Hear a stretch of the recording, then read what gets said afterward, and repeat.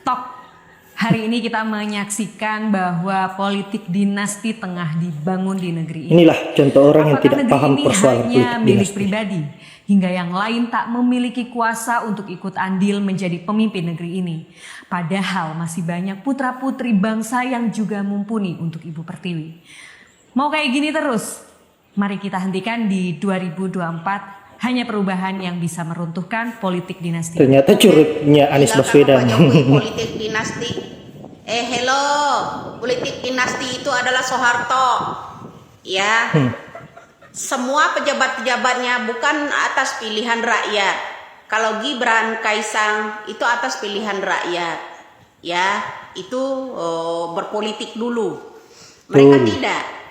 Pakai aji mumpung.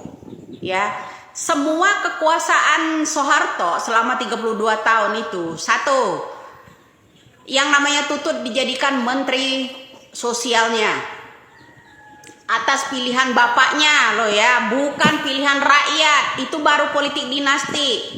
Mantunya diangkat tiba-tiba ya dengan usia muda menjadi pangkat jenderal. Itu atas pilihannya, bukan atas pilihan rakyat. Ingat ya bro ya, politik dinasti itu adalah Soeharto ya, pemegang kekuasaan selama 32 tahun itu ya, mau nggak mau ya harus kita ini ya, walaupun itu banyak partai yang lain ya, tetap aja yang sudah di depan situ menang itu adalah Golkar ya. Jadi harta-harta milik negara diberikan, diserahkan kepada anak-anaknya, dijadikan milik pribadi. Itu baru politik dinasti bro ya, bukan usaha sendiri pakai aji mumpung ya. Yang paling menggaung ya di antara 6 anak-anaknya itu ya, salah satunya Titi ya kan, ya enggak, iri aja lagian ya. Ayo dengerin, politik dinasti itu Soeharto ya, jabatan-jabatan sesuka hatinya ngasih buat anaknya, mantunya ya, semuanya.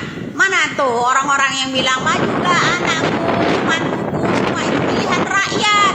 Berjuang dulu, mengeluarkan keringat. Ini mengeluarkan darah, tahu nggak? Ya kan, mengeluarkan darah. Nyawa-nyawa rakyat taruhannya. Yang penting mereka menang. Ya kan, karungin pakai karung goni no di sono, Petrus. Ya kan? Itu baru politik dinasti namanya ya. Kau teriak-teriak bilang Bapak Jokowi politik dinasti. Baru-baru ini juga mereka itu pilihan rakyat ya kan? Baru-baru ini. Lah mereka 32 tahun loh, 32 tahun. Ya, kalau bisa coba Bapak Jokowi 32 tahun. Ya. Biar kalian tuh tidak bisa berkutik apa-apa. Ya enggak? Bilang politik dinasti lagi. Semua dikasihkan ke anak-anaknya semua ya. Jual-jual PKI, dengkot PKI semua tahu. Paham kau? Ya. Jangan bilang-bilang itu Bapak Jokowi politik dinasti. Majulah mantuku, anakku segala macam. Rebutlah semua anak-anakku, ya mantuku, ya nyapreslah kau, mantuku, ya anakku, jadilah anggota DPR kau, ya direkomendasi oleh mantuku sendiri, ya diem aja lah, kau diam di situ, semua itu, ya kekayaan ambil aja semuanya, pokoknya taman mini semua buat anakku, ya kan? Kebun-kebun teh semuanya rampok, semua punya rakyat itu kasihkan anakku. Jadikan anakku sesuka-suka hatiku itu jadi menteri sosial segala macam tanpa dipilih oleh rakyat. Paham loh? Salam waras. Salam NKRI. Jelas cenderung apa yang dikatakan oleh Nyai Widya bahwa yang politik dinasti yang sebenarnya adalah Pak Soeharto, di mana beliau menjadikan anggota keluarganya sebagai pemerintah dan tidak berdasarkan dipilih oleh masyarakat, melainkan merekomendasi langsung Pak Soeharto dan menunjuk langsung untuk dijadikan sebagai pejabat. Nah, inilah perbedaannya antara Pak Soeharto dengan Pak Jokowi. Kalau Pak Jokowi anaknya terpilih menjadi wali kota itu berdasarkan hati nurani rakyat yang memilih Gibran, bukan atas berdasarkan telunjuk Pak Jokowi, sehingga anaknya menjadi pejabat. Saya kira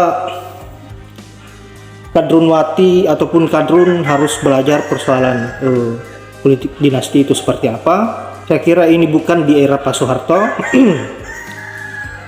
yang dimana Sainak Jidat menunjuk anggota keluarganya untuk dijadikan sebagai bagian dari pemerintah. Akibat rasa sakit hatinya sampai saat ini para kadrun dan kadrunwati berusaha untuk bagaimana agar Pak Jokowi dan keluarganya bisa hancur, tetapi lagi-lagi semua itu tidak akan pernah terjadi karena Tuhan tidak akan pernah membiarkan seorang iblis melukai umatnya yang mempunyai niat baik dan tentu berperilaku yang sangat mulia seperti yang dilakukan oleh Pak Jokowi. Pak Jokowi melakukan hal yang paling terbaik di negara ini, yaitu berusaha untuk bagaimana agar membangun negeri ini dengan luar biasa, bahkan menjadikan negeri ini menjadi negeri yang maju dan juga berusaha untuk mensejahterakan. Cuman karena rasa sakit hati para kadrun, akhirnya mereka buta mata dan buta hati, sehingga apapun yang dilakukan Pak Jokowi itu selalu salah di mata mereka, dan bahkan keluarga Pak Jokowi ikut-ikutan diserang sama mereka. Saya kira hal ini yang harus kita lawan sebagai loyalis dari Pak Jokowi. Dan saya akhiri dengan ucapan wallahul muwaffiq ila aqwamit thoriq. Assalamualaikum warahmatullahi wabarakatuh.